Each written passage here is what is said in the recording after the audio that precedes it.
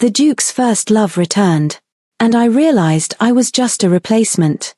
The portrait had been hanging slightly crooked for 11 months. Clara had noticed it on the third day of her marriage, when she was learning which floorboards creaked and which windows had been painted shut and which of the Blackwood Manor's 26 rooms were actually used and which were simply maintained for the benefit of visitors who never came. The portrait was of her own grandmother, a woman of considerable chin and questionable taste in hats, and it hung in the drawing room at an angle of approximately 4 degrees that no one but Clara appeared to find troubling. She had been straightening it, on this particular Tuesday afternoon in October 1777, when Arthur came in. She knew his step by now. A year of marriage produces a detailed knowledge of a person's sounds, how Arthur's footfall changed when he was tired versus when he was thinking, the particular rhythm of his pace when he was about to say something he had been working up to for some time. This afternoon his step was neither tired nor contemplative. It was the step of a man who had recently received information he did not know what to do with and was hoping someone else might solve this for him. She turned before he spoke. He was holding a letter. His face, which was generally a composed and somewhat closed instrument, was doing several things at once, none of them comfortable to look at. "Clara," he said.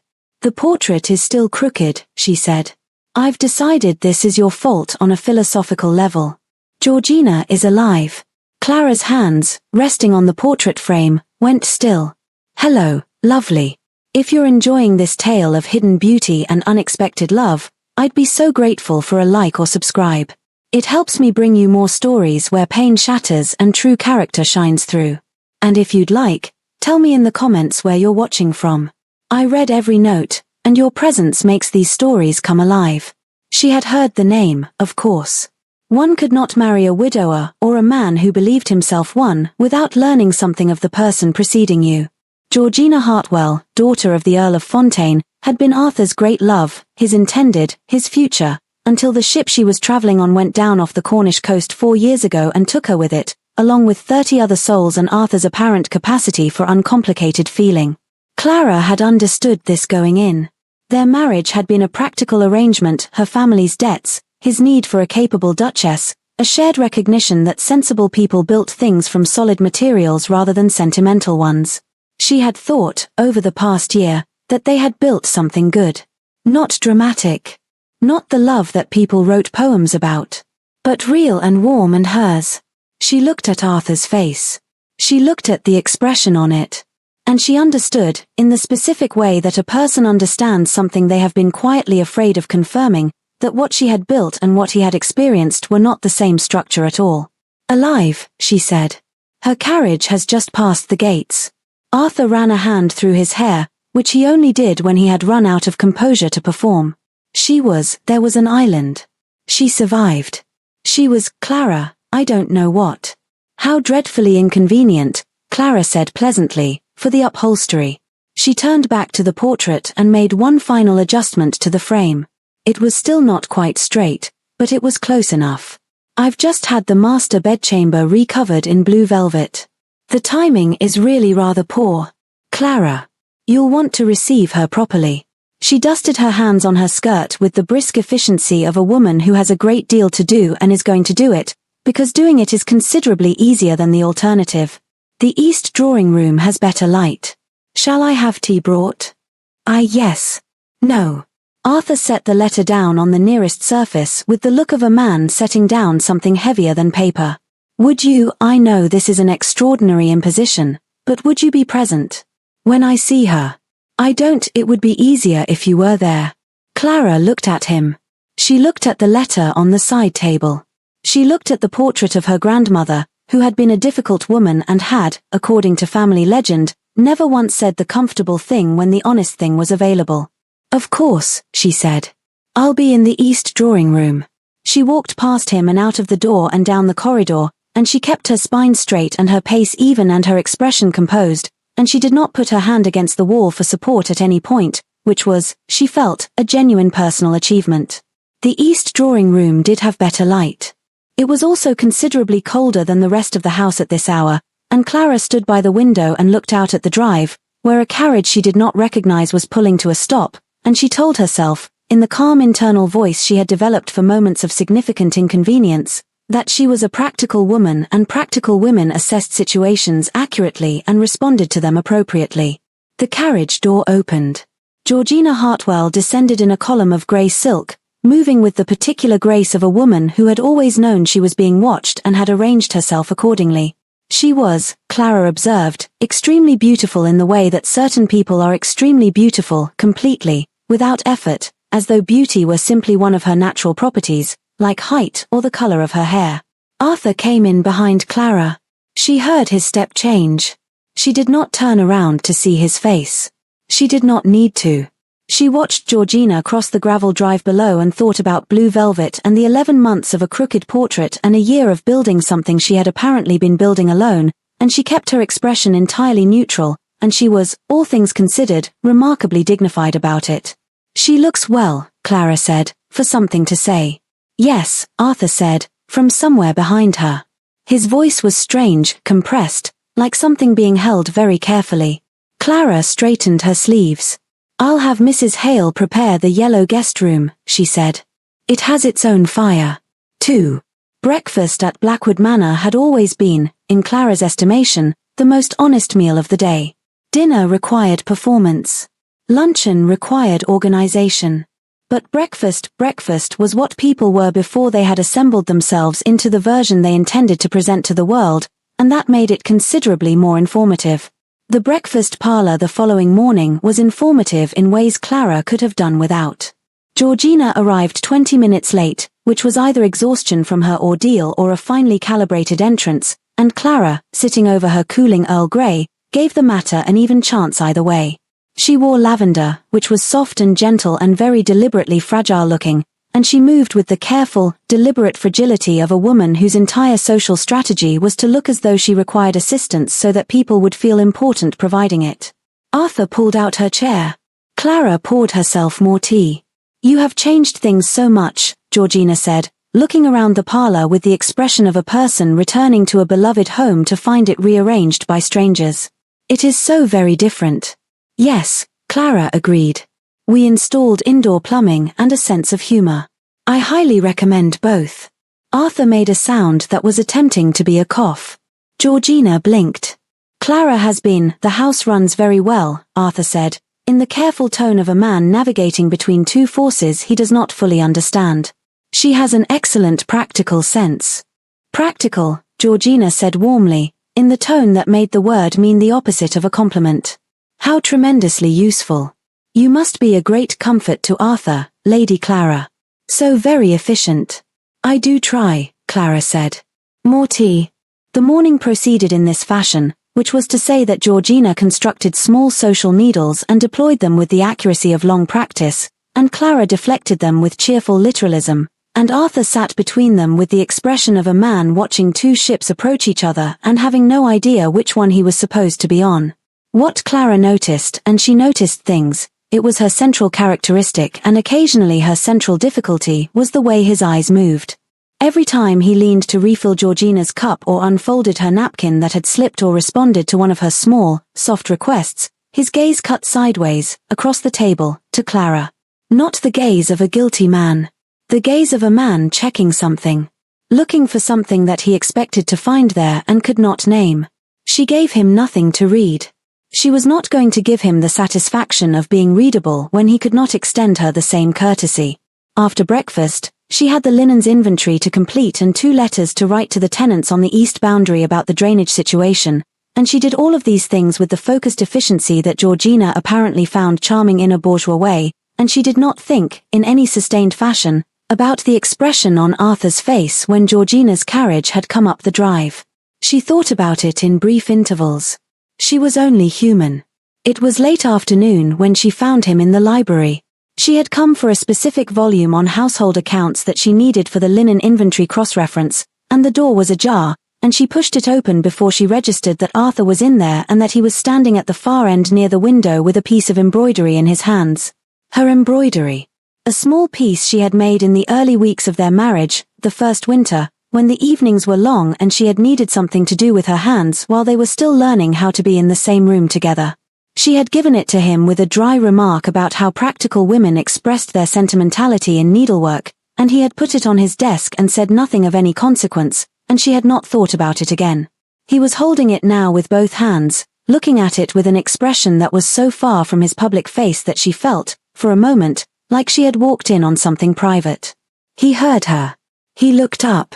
"I was looking for the accounts volume," she said, before he could speak, because whatever he was about to say, she was not ready for it in the current condition of her internal architecture. "Third shelf," Hale said. "Clara. You need not justify yourself, Your Grace." She found the volume. She kept her voice level and her smile calibrated to pleasant neutrality. "The replacement understands her function." She left before he could answer. She walked back to her sitting room and closed the door and sat down at her desk and opened the linen inventory and looked at the first entry for approximately 4 minutes without reading a single word of it.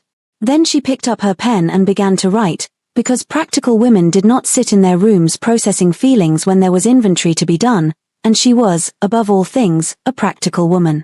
It was, she found, a less comforting identity than it had been yesterday. 3. The Autumn Assembly Ball in Bath was an event that the county's social calendar had been building toward since August, in the way that English social calendars build toward things, with incremental escalation, increasing anxiety, and the firm collective belief that this particular event would be somehow definitive. Clara had not intended to go. She had a perfectly reasonable excuse in the form of a drainage dispute that required correspondence, and she had been prepared to deploy it with conviction. Arthur had asked her to come. He had knocked on her sitting room door the previous evening, which he did not usually do, and he had stood in the doorway with the careful posture of a man who had decided to say something and was not yet sure what it was, and he had asked if she would attend the ball. She had said yes, which was either dignity or foolishness, and she had spent the following morning telling herself it was dignity. She wore emerald green, which had nothing to do with the fact that Georgina had, at breakfast, mentioned she intended to wear midnight blue. The shade, she had noted with a small, nostalgic smile, that had always been Arthur's particular favorite. The green was simply the best dress Clara owned, and she owned it because it suited her, and she wore it because she was going to a ball, and her reasons were entirely her own.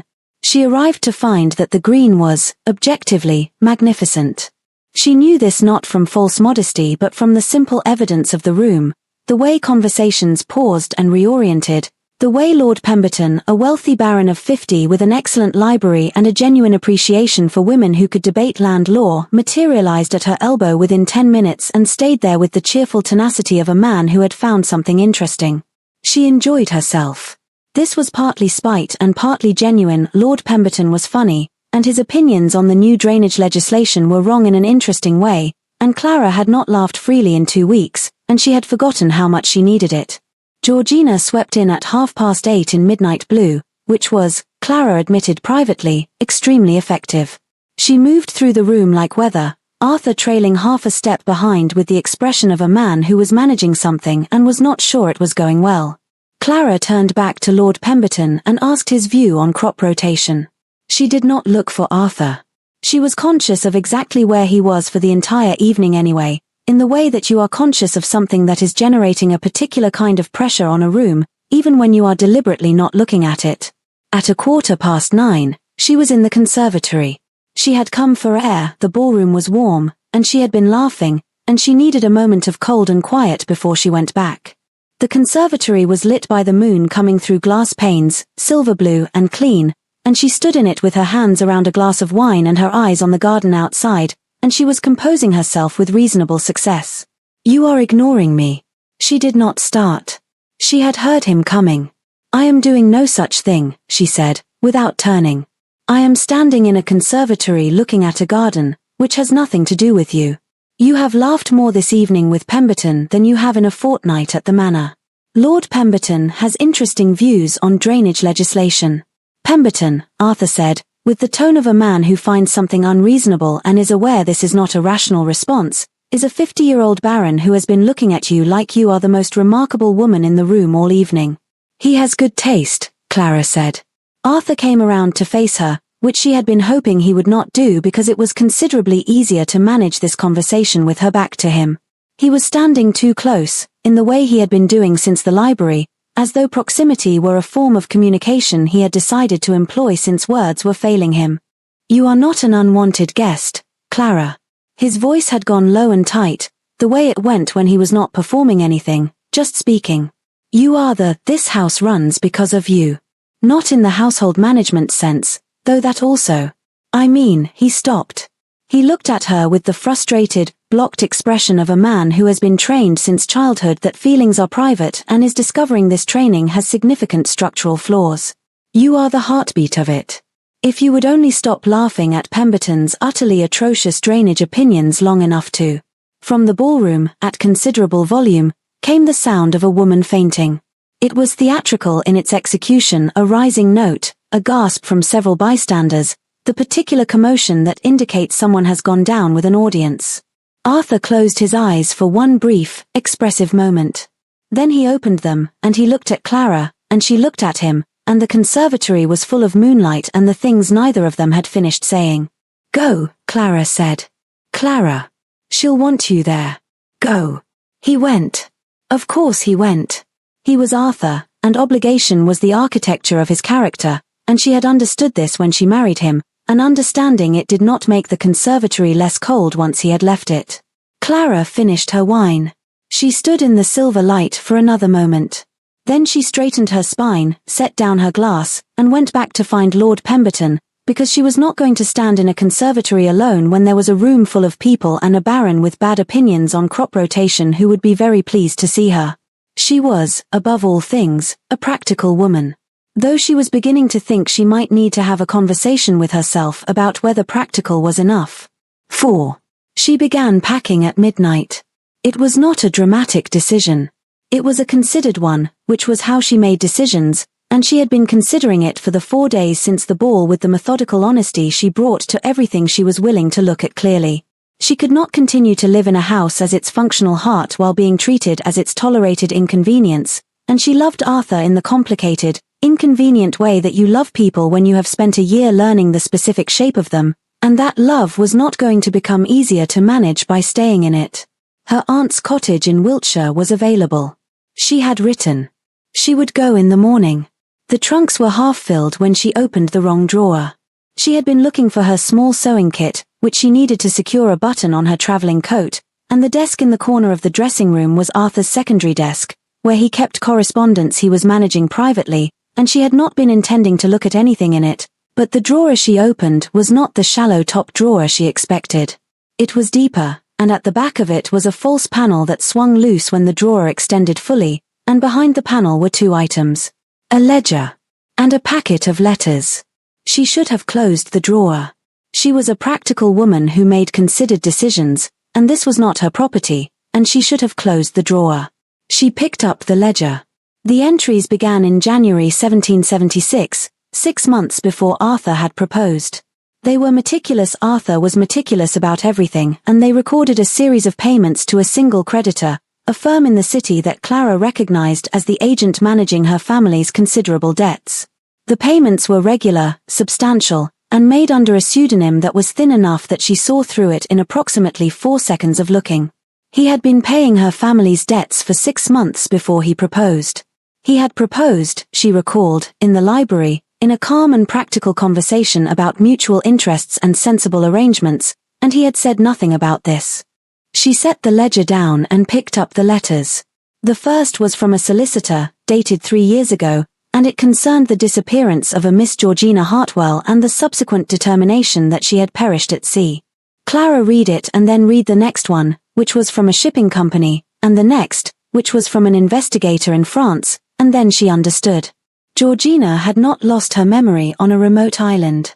Georgina had left on a French vessel, voluntarily, with a comte by the name of Dubois, who was possessed of considerable charm and a private income that had since proved to be neither as considerable nor as private as advertised. The investigator's report was dated 2 months ago. The comte had died in the spring, leaving Georgina with debts of her own and the particular problem of a previously staged disappearance that made conventional reappearance socially complicated. She had come back because she had no other option. Clara sat down on the floor of the dressing room, which was not dignified but was available. She sat there for a while, with the letters in her lap, surrounded by half-packed trunks, and she thought about a man who had secretly paid her family's debts for 6 months and then proposed in a calm, practical voice and called it a sensible arrangement, and who had spent the past 2 weeks hovering over a woman he believed he owed something to while looking sideways across every breakfast table at his own wife, and who had said she could hear it, precisely, in the conservatory with moonlight coming through the glass. "You are the heartbeat of this house." The door opened. Arthur stood in the doorway of the dressing room. He looked at the trunks. He looked at Clara on the floor. He looked at the letters in her lap, and she watched him understand what she had found, and she watched his face change in the way faces change when the thing you were managing quietly has just become something you have to speak aloud. "The trunks," he said. "I was leaving in the morning," Clara said. She held up the investigator's letter. "And then I found these." He came into the room.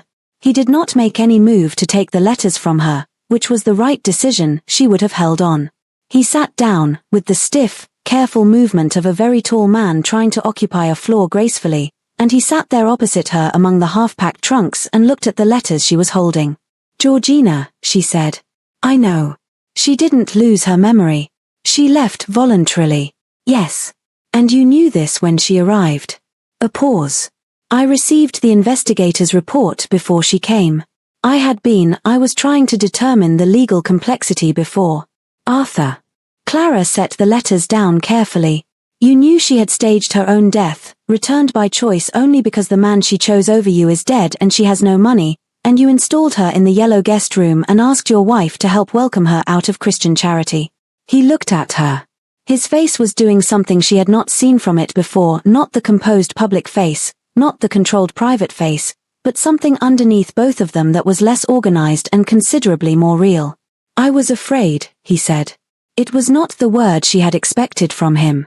He was aware of this, she could see him aware of it. "She threatened, quietly, to create a public scandal," he said. "If I turned her away without cause, she would suggest to society that I had abandoned a woman who survived a shipwreck rather than aid her return.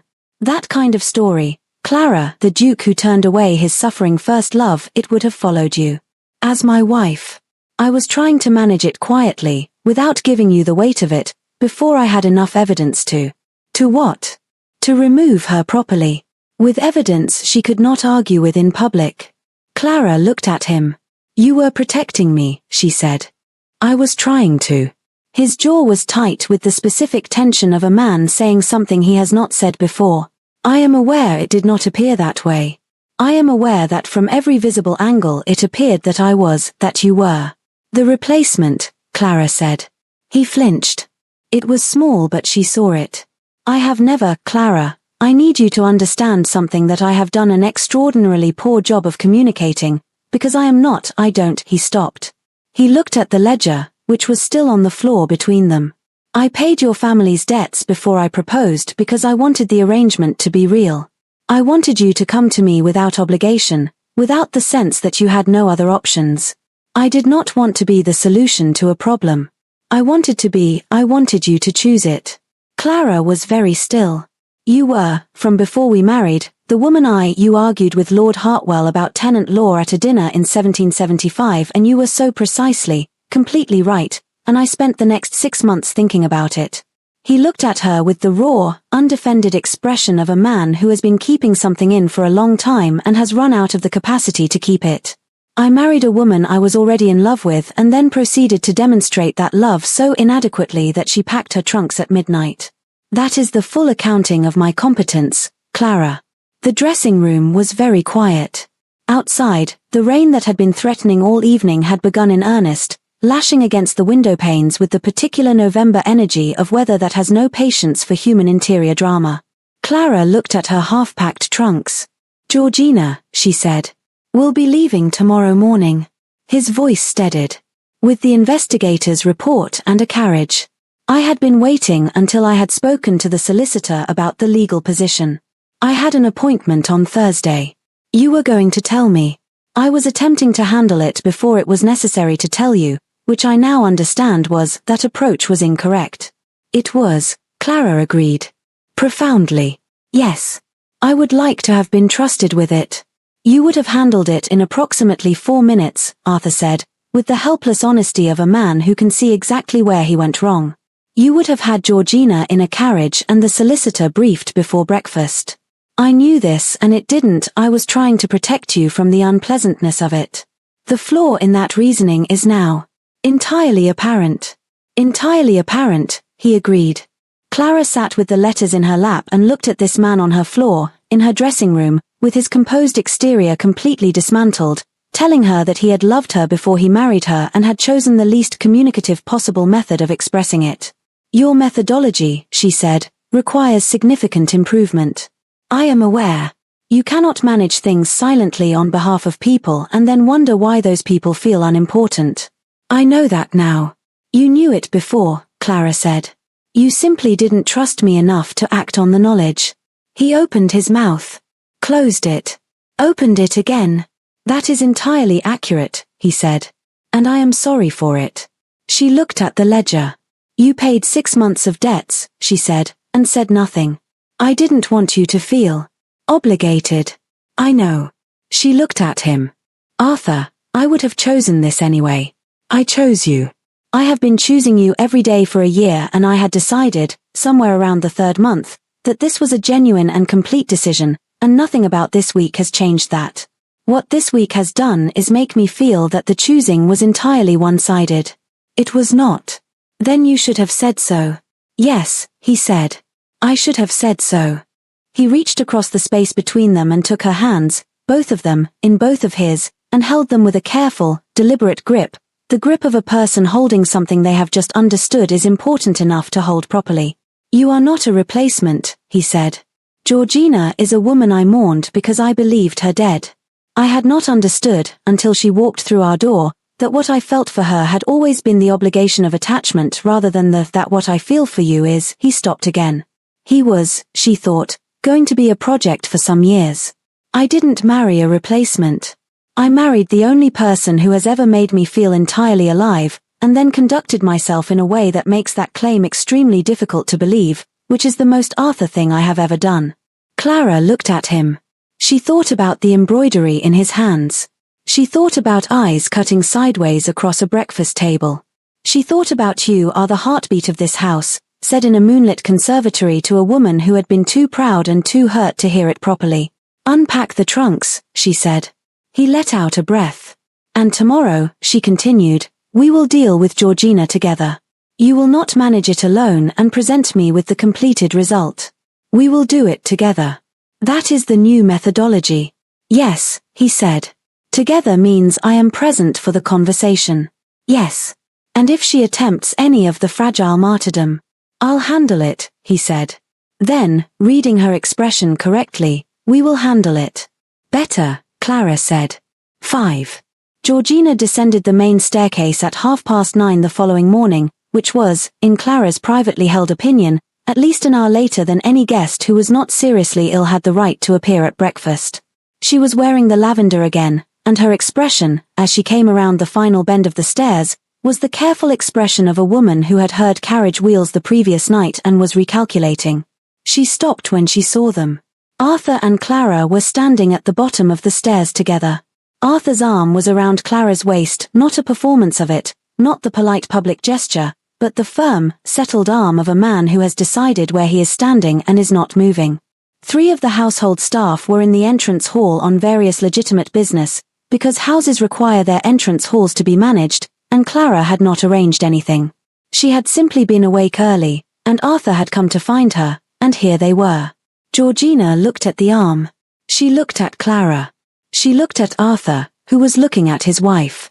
Georgina, Arthur said, in the calm, even tone he used for facts, there is a carriage at the front for you. I have arranged accommodation in the West Country, which I hope you'll find comfortable, and an allowance that will serve you adequately. The arrangement is permanent.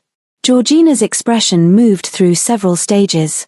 She settled on wounded dignity. Arthur, after everything.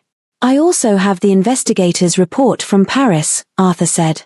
The one that details the Comte du Bois and the circumstances of your departure from England in 1773. My solicitor has a copy, which will be filed with appropriate parties if necessary. I don't anticipate it will be necessary. The wounded dignity recalculated.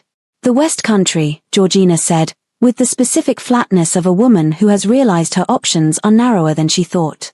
The cottage is quite pleasant, Clara offered. Good light in the mornings. Very quiet.